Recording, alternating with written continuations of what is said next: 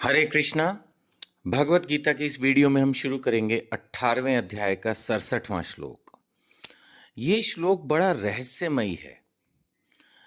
आप शुरू से मेरे साथ भगवत गीता की इस ऑडियो वीडियो कमेंट्री में बने हुए हैं, आपका बहुत बहुत धन्यवाद। मैंने करीब करीब हर वीडियो में ये बोला कि आप इस वीडियो को शेयर कीजिए, दूसरे लोगों को भगवत गीता पढ़ने के लिए प्रेरित कीजिए, ज़्यादा से ज़्यादा भगवत गीता का प्रचार कीजिए। वही करना है, कंफ्यूज नहीं होना है। लेकिन भगवत गीता के इस श्लोक में भगवान क्या कह रहे हैं? भगवान कह रहे हैं ये गुह्य ज्ञान उनको कभी ना बतलाया जाए। किसको मना कर रहे हैं भगवान? जो ना तो संयमी है, जिसमें संयम नहीं है उसको मत बताओ, क्योंकि भगवत गीता की सारी बातें संयम मांगती हैं। फिर एकनिष्ठ ना हो, जो भटकते हैं ना लोग, कभी यहाँ कभी वहां। देखो, भगवान ने तो हमेशा अनन्य भक्ति की बात की है। तो भगवान कह रहे जो एकनिष्ठ नहीं है ना, जो एक के साथ बंध के नहीं रह सकता, एक का नहीं हो सकता, भटकती आत्मा जैसे, उसको मत बताओ।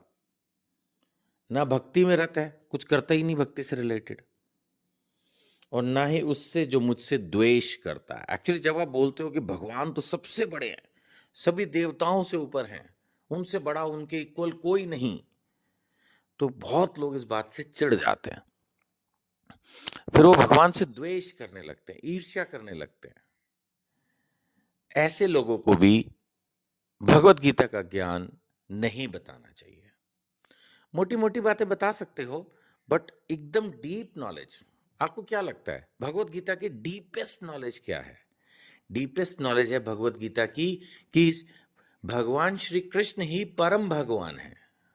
ये डीपेस्ट नॉलेज है, गुह्यतम ज्ञान है कि भगवान ही देवताओं के भी भगवान हैं। सर्वलोक महेश्वरम, सभी लोग उन्हीं से उद्गम हैं, उन सबके मालिक वही हैं। तो ये जो इस तरह की डीप नॉलेज है ना, ये मत दीजिए। अब भगवत गीता बोलती है कि आप संयमित जीवन भी जीजिए, नियमित जीवन भी है। इस तरह की छोटी मोटी बातें, या जैसे सात्विक भोजन, राजसी भोजन, छोटा मोटा, इस पे भी मैंने देखा है लोग बहुत बहस करते हैं। खुद मेरा एक्सपीरियंस है, कि जब मैं भगवत गीता के आधार पर लोगों को इवन खाना पीना सोना तपस्या सब कुछ तो है भगवत गीता में, अब मैंने तो पढ़ रखी है, तो मैं इसके आधार पर अगर कुछ लोगों को बताने की कोशिश करूं तो लोग चिढ़ते हैं, परेशान होते हैं या बहस करते हैं। तो फिर प्रचार कैसे करें? देखिए, सबसे बड़ा प्रचार है आचार। खुद को इंप्रूव कीजिए, खुद फॉलो कीजिए, लोग अपने आप आपके अंदर इंप्रूवमेंट देख के पूछेंगे ये आप में इंप्रूवमेंट कैसे आया, है ना? जैसे वो फेयर एंड लवली की ऐड आती है, अरे ये तेरा गोरा रंग कैसे हो गया, मैंने ये क्रीम लगाई। तो सबसे पहले तो हमें खुद गोरा होना है। कोई पूछे गोरे कैसे हो गए, जी भगवत गीता पढ़ी। आप समझ रहे हो मैं मजाक कर रहा हूँ, गोरे का मतलब गोरा नहीं है। गोरा होने से क्या होता है, भगवान तो काले हैं, श्याम वर्ण है ना कृष्ण का। तो मेरा वो इंटेंशन नहीं है, आई मीन टू से कि अपने अंदर इंप्रूवमेंट लाइए। सबसे बड़ा प्रचार तो यही है।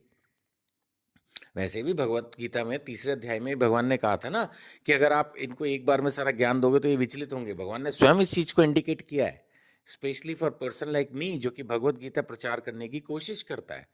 एंड आपको भी समझने की जरूरत है, स्पेशली अगर आप भगवत गीता का प्रचार करना चाहते हैं, थोड़ा केयरफुल तो होना पड़ेगा ना।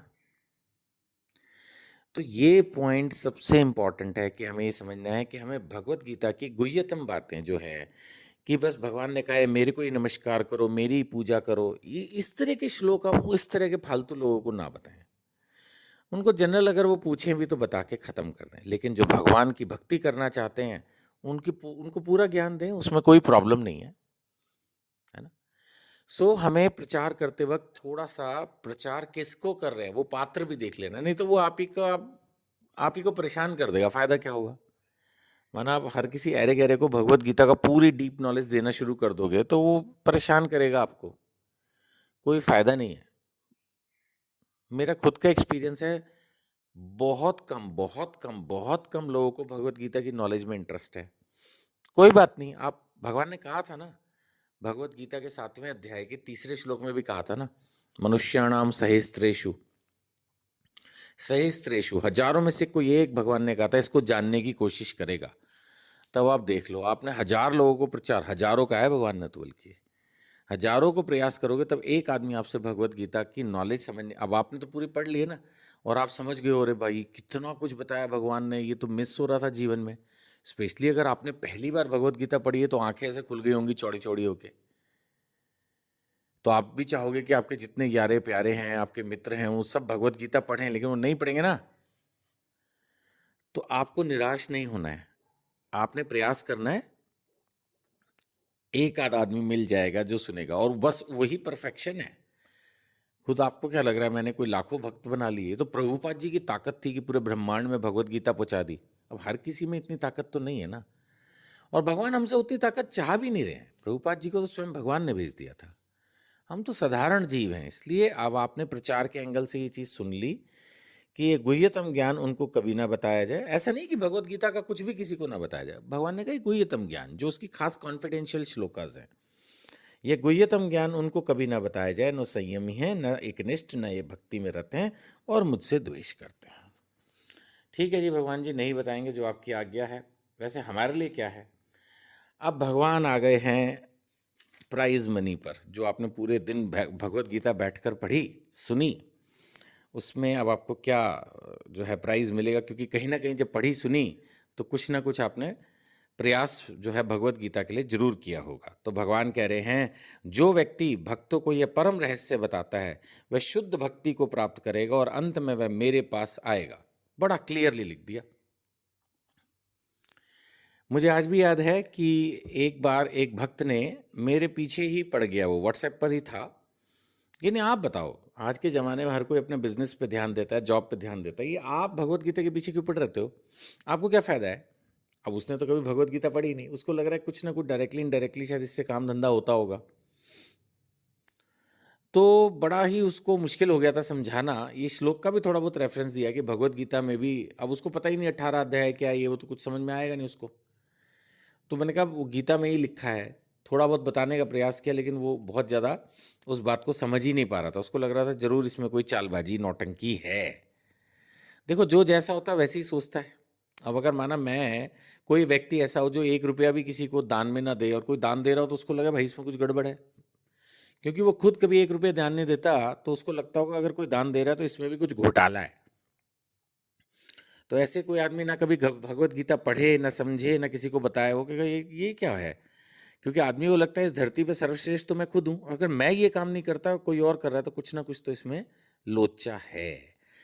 एक्चुअली लोचा कुछ नहीं है। हम क्यों भगवत गीता का प्रचार कर रहे हैं, और क्यों आपको भी अपना पूरा जीवन भगवत गीता के प्रचार में समर्पित करना चाहिए, वो भगवान ने 18वें अध्याय के 68वें श्लोक में, 59वें श्लोक में कहा है कि जो व्यक्ति भक्तों को यह परम रहस्य बताता है वह शुद्ध भक्ति को प्राप्त करेगा और अंत में मेरे पास आएगा। और क्या चाहिए बताओ? भगवान ने ये नहीं कहा कि जो भक्तों को बताता है और 1000 भक्त बनाता है, ऐसा तो कुछ नहीं कहा। बस इतना कहा है कि जो व्यक्ति भक्तों को यह परम रहस्य बताता है वह शुद्ध भक्ति को प्राप्त करेगा। बताता है यानी बताने की कोशिश करता है, चाहे फिर वो 1 को आप बता पाओ, 2 को बता पाओ, 5 को बता पाओ, आप अपना प्रयास करते रहो। भगवान ने सिर्फ आपका प्रयास देखना है, रिजल्ट्स। एक बार बताओ, अगर भगवान चाहें तो क्या पूरे जगत को कृष्ण कॉन्शियस नहीं बना सकते? बना सकते ना, लेकिन भगवान ने फ्रीडम छोड़ रखी है ना। भगवान चाहते हैं जिसको भक्ति में इंटरेस्ट है, जो मेरे से प्रेम करता है, बस वही मेरे पास आए, बाकी दूर रहो, आउट। तो जो प्रेम करता है उनके पास आपको पहुंचा देंगे। मैं अगर ये मान लूं 2 मिनट के लिए कि आपने पहले भगवत गीता नहीं पढ़ी थी, तो आपको मेरे पास पहुंचा दिया, अब आपके पास दूसरों को पहुंचा देंगे। वो भगवान अपने आप व्यवस्था करते हैं, सबके हृदय में परमात्मा है।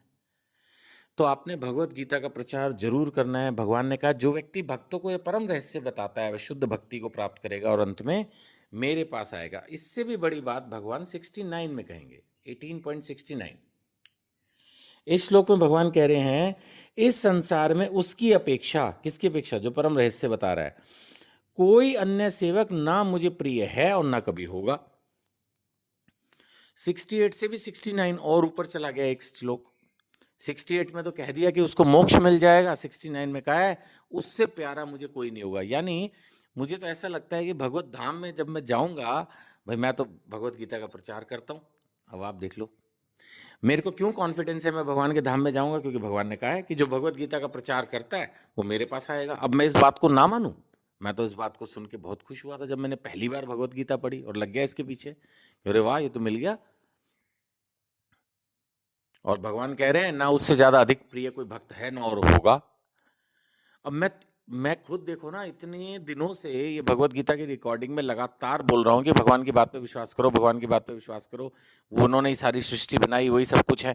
तो मैं तो फिर 1868 और 59, ये 69 जो भी बोलते हैं इसको, 69, 68, 69, इस पे भी पूरा ही विश्वास करूंगा ना। भगवान कह रहे हो मेरे पास आएगा तो मुझे पूरा विश्वास है कि मुझे मोक्ष मिलेगा। ये विश्वास की दृढ़ता मेरे अंदर कहाँ से आई है कि मैं भगवत गीता का प्रचार कर रहा हूँ। हो सकता है, मुझे पता है कि मेरे जीवन में अभी भी हो सकता है कि कुछ कमियां हों, कुछ कमियां हैं। भगवत गीता के अंदर जो स्टैंडर्ड्स दिए गए उतने हाई स्टैंडर्ड से मेरा जीवन नहीं चल पा रहा है। इसीलिए जब लोग बोलते हैं आप गुरुजी हो, तो मैं भाई मैं कोई गुरुजी नहीं हूं, लेकिन मैं भगवत गीता का प्रचार कर रहा हूँ। बहुत छोटा सा सेवक हूँ भगवान का। मेरे ख्याल से इस दुनिया में करोड़ नहीं तो हाँ लाखों लोग भगवत गीता का प्रचार कर रहे हैं, नहीं तो करोड़ों ही होंगे। इस्कॉन का हर भक्त और भी संस्थाओं के अनेक अनेक भक्त भगवत गीता का प्रचार करते रहते हैं। ठीक है, लेकिन हम उन करोड़ों में से एक ही सही। लेकिन भगवान ने ये तो नहीं कहा ना कि जो सबसे ज्यादा प्रचार करेगा वही मेरे धाम। भगवान ने कहा बस जो इस परम रहस्य को बताएगा वो मेरे धाम आएगा, और ना उससे अधिक कोई प्यारा भक्त मुझे होगा, ना है ना होगा। तो हो गया अपना काम तो बस। अब आप देख लो, आप भी लग जाओ इस काम में। जरूर नहीं मेरे साथ लगो, इंडिपेंडेंट कर लो, मंदिर में जाके सेवा कर लो, कहीं भी व्हाट्सएप पे प्रचार कर लो, आजकल तो फेसबुक पे प्रचार कर लो, कुछ भी कर लो। जिस ऑफिस में हो वहाँ लोगों को बताओ, जो फैक्ट्री चला रहे हो, जो जो कुछ भी कर रहे हो, लोग तो होंगे ही। थोड़ा थोड़ा देखो कि किस में इंटरेस्ट है, थोड़ा भक्ति में, उसको बताओ जो भगवान से प्रेम करता हो। और इंडिया में तो भगवान के प्रेम करने वाले बहुत ही मिल जाएंगे। दुश्मन भी हैं, लेकिन भगवान से प्रेम करने वाले भी बहुत हैं। उनको आप थोड़ा सा भगवत गीता चर्चा करने की कोशिश करो, तो 68 69 के हिसाब से आपकी तो लॉटरी लग गई।